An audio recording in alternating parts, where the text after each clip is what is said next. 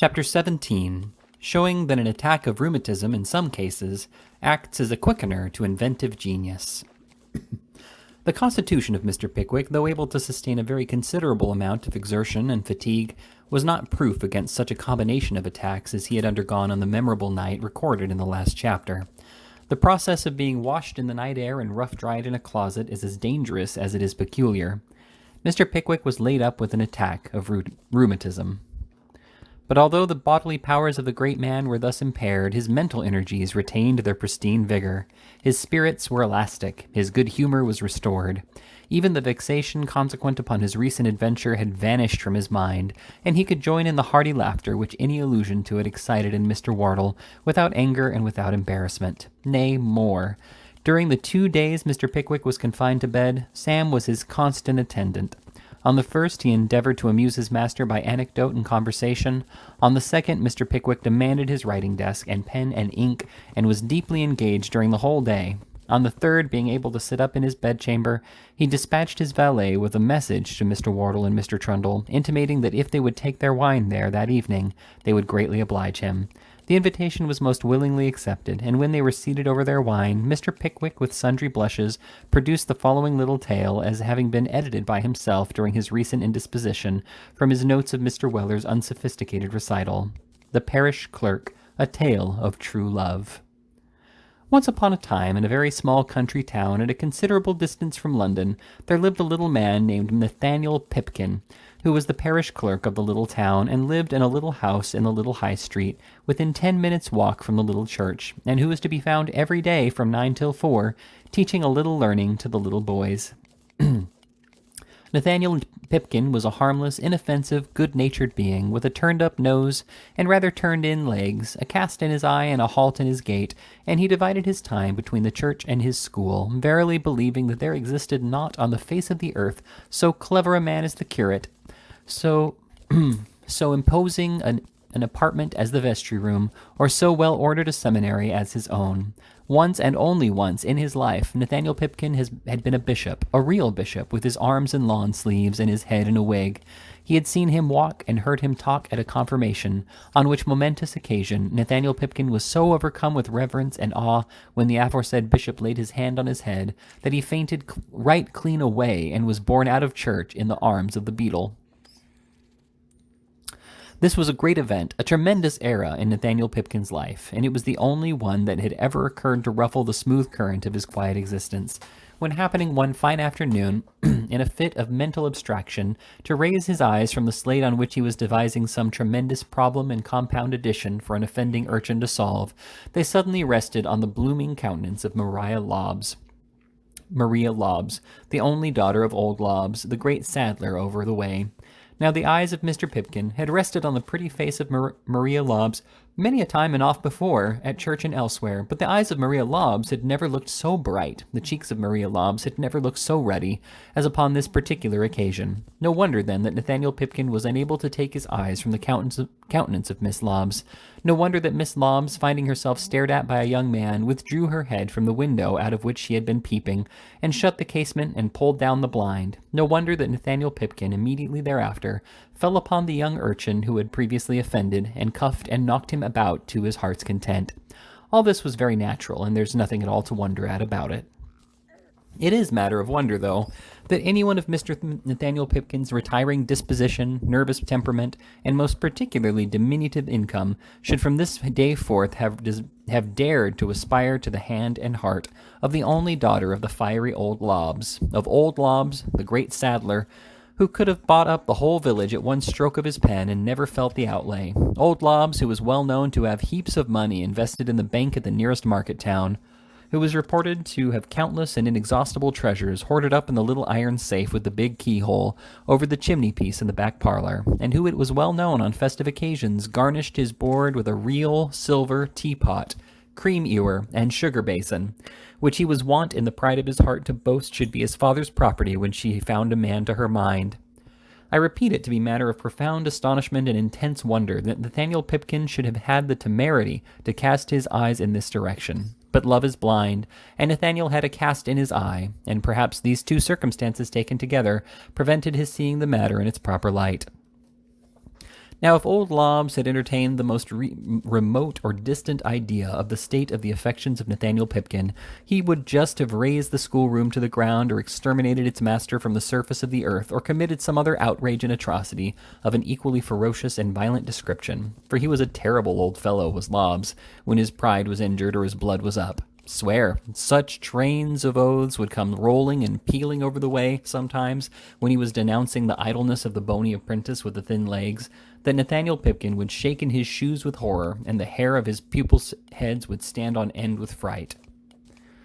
Well, day after day, when school was over and the pupils gone, did Nathaniel Pipkin sit himself down at the front window, and while he feigned to be reading a book, throw sidelong glances over the way in search of the bright eyes of Maria Lobbs. And he hadn't sat there many days before the bright eyes appeared at an upper window, apparently deeply engaged in reading too. This was delightful and gladdening to the heart of Nathaniel Pipkin. It was something to sit there for hours together and look upon that pretty face when the eyes were cast down. But when Maria Lobbs began to raise her eyes from her book and dart their rays in the direction of Nathaniel Pipkin, his delight and admiration were perfectly boundless. At last, one day when he knew old Lobbs was out, Nathaniel Pipkin had the temerity to kiss his hand to Maria Lobbs, and Maria Lobbs, instead of shutting the window and pulling down the blind, kissed hers to him and smiled.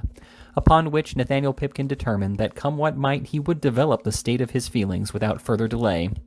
A prettier foot, a gayer heart, a more dimpled face, or a smarter form never bounded so lightly over the earth they graced as did those of Maria Lobbs, the old saddler's daughter.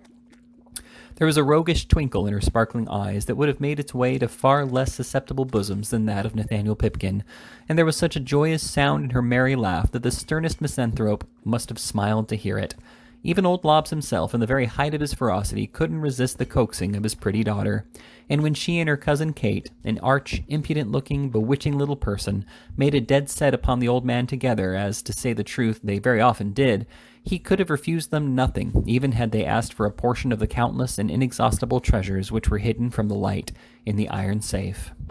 Nathaniel Pipkin's heart beat high within him when he saw this enticing little couple some 100 yards before him one summer's evening, in the very field in which he had many a time strolled about till night-time and pondered on the beauty of Maria Lobbs. But though he had often thought then how briskly he would walk up to Maria Lobbs and tell her of his passion if he could only meet her, he felt now that she was unexpectedly before him, all the blood in his body mounting to his face, manifestly to the great detriment of his legs, which, deprived of their usual portion, trembled beneath him.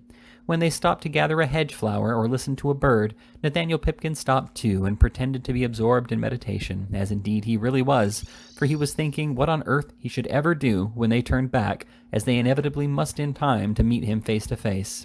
But though he was afraid to make up to them, he couldn't bear to lose sight of them, so when they walked faster, he walked faster, when they lingered, he lingered, and when they stopped, he stopped, and so they might have gone on until the darkness prevented them, if Kate had not looked slyly back and encouragingly beckoned Nathaniel to advance. There was something in Kate's manner that was not to be resisted, and so Nathaniel Pipkin complied with the invitation, and after a great deal of blushing on his part, and a moderate laughter on that of the wicked little cousin, Nathaniel Pipkin went down on his knees on the dewy grass and declared his resolution to remain there forever unless he was permitted to rise the accepted lover of Maria Lobbs. Upon this the merry laughter of Miss Lobbs rang through the calm evening air, without seeming to disturb it, though it had such a pleasant sound, and the wicked little cousin felt much honored by Mr. Pipkin's addresses, that her hand and heart were at her father's And the wicked little cousin laughed more immoderately than before, and Nathaniel Pipkin blushed deeper than ever. At length, Maria Lobbs, being more strenuously urged by the love-worn little man, turned away her head and whispered her cousin to say, or at all events Kate did say, that she felt much honored by Mr. Pipkin's addresses, that her hand and heart were at her father's disposal, but that nobody could be insensible to Mr. Pipkin's merits. As all this was said with much gravity, and as Nathaniel Pipkin walked home with Maria Lobbs and struggled for a kiss at parting, he went to bed a happy man and dreamed all night long of softening old Lobbs, opening the strong-box, and marrying Maria. The next day Nathaniel Pipkin saw old Lobbs go out upon his old gray pony, and after a great many signs at the window from the wicked little cousin, the object and meaning of which he could by no means understand, the bony apprentice with the thin legs came over to say that his master wasn't coming home all night, and that the ladies expected Mr. Pipkin to tea at 6 o'clock precisely. How the lessons were got through that day, neither Nathaniel Pipkin nor his pupils knew any more than you do, but they were got through somehow, and after the boys had gone, Nathaniel Pipkin took till full 6 o'clock to dress himself to his satisfaction.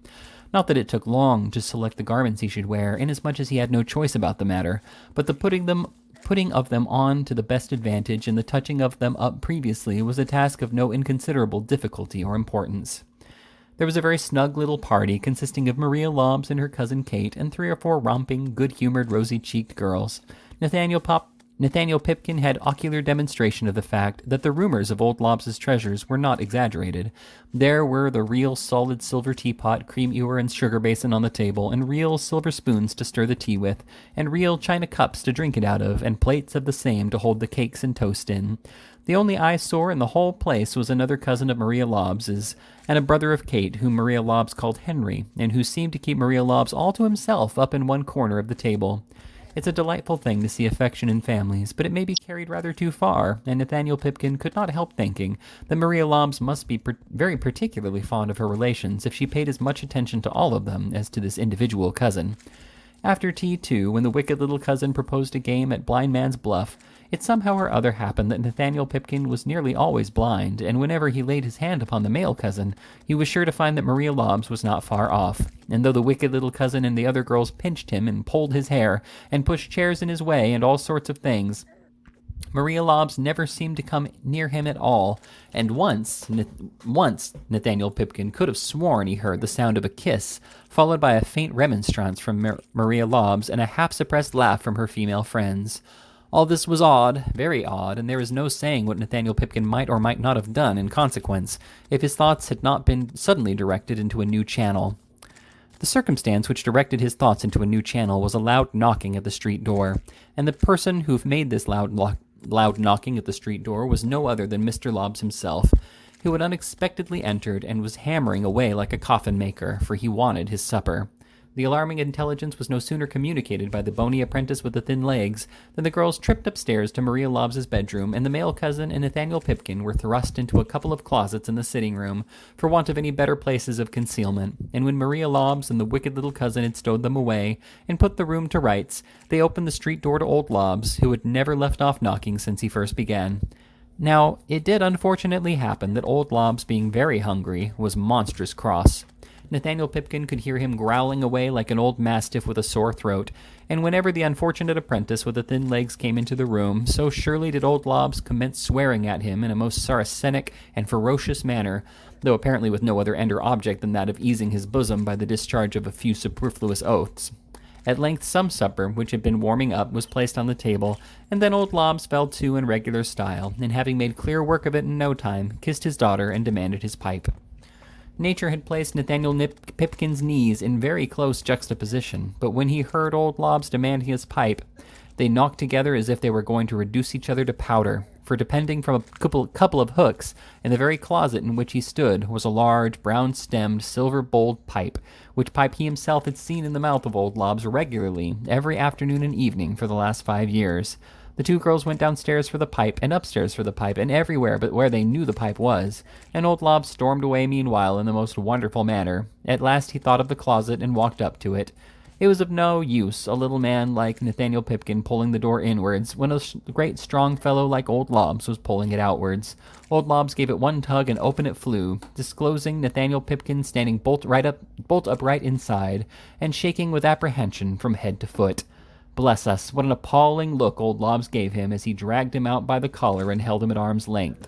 "Why, what the devil do you want here?" said old Lobbs in a fearful voice. Nathaniel Pipkin could make no reply, so old Lobbs shook him backwards and forwards for 2 or 3 minutes by way of arranging his ideas for him. "What do you want here?" roared Lobbs. "I suppose you have come after my daughter now." Old Lobbs merely said this as a sneer, for he did not believe that mortal presumption could have carried Nathaniel Pipkin so far. What was his indignation when that poor man replied, "Yes, I did, Mr. Lobbs. I did come after your daughter. I love her, Mr. Lobbs." "Why, you sniveling, wry-faced, puny villain," gasped old Lobbs, paralyzed by the atrocious confession. "What do you mean by that? Say this to my face. Dang, I'll throttle you." It is by no means improbable that old Lobbs would have carried his threat into execution in the excess of his rage if his arm had not been stayed by a very unexpected apparition, to wit, the male cousin, who, stepping out of his closet and walking up to old Lobbs, said, "I cannot allow this harmless person, sir, who has been asked here in some girlish frolic to take upon himself, in a very noble manner, the fault, if fault it is, which I am guilty of, and am ready to avow. I love your daughter, sir, and I came here for the purpose of meeting her." Old Lobbs opened his eyes very wide at this, but not wider than Nathaniel Pipkin. "You did?" said Lobbs, at last finding breath to speak. "I did. And I forbade you this house, long ago. You did, or I should not have been here clandestinely tonight. I am sorry to record it of old Lobbs, but I think he would have struck the cousin, if his pretty daughter, with her bright eyes swimming in tears, had not clung to his arm." "Don't stop him, Maria," said the young man. If he has the will to strike me, let him. I would not hurt a hair of his gray head for the riches of the world." The old man cast down his eyes at this reproof, and they met those of his daughter. I have hinted once or twice before that they were very bright eyes, and though they were tearful now, their influence was by no means lessened. Old Lobbs turned his head away as if to avoid being persuaded by them, when, as fortune would have it, he encountered the face of the wicked little cousin, who, half afraid for her brother and half laughing at Nathaniel Pipkin, presented as bewitching an expression of countenance, with a touch of slyness in it, too, as any man old or young need look upon. She drew her arm coaxingly through the old man's, and whispered something in his ear, and do what he could, old Lobbs couldn't help breaking out into a smile, while a tear stole down his cheek at the same time. 5 minutes after this, the girls were brought down from the bedroom with a great deal of giggling and modesty, and while the young people were making themselves perfectly happy, old Lobbs got down the pipe and smoked it, and it was a remarkable circumstance about that particular pipe of tobacco that it was the most soothing and delightful one he ever smoked. Nathaniel Pipkin thought it best to keep his own counsel, and by so doing, gradually rose into high favor with old Lobbs, who taught him to smoke in time, and they used to sit out in the garden on the fine evenings for many years afterwards, smoking and drinking in great state. He soon recovered the effects of his attachment, for we find his name in the parish register as a witness to the marriage of Maria Lobbs to her cousin, and it also appears, by reference to other documents, that on the night of the wedding he was incarcerated in the village cage for having, in a state of extreme intoxication, committed sundry excesses in the streets, in all of which he was aided and abetted by the bony apprentice with the thin legs.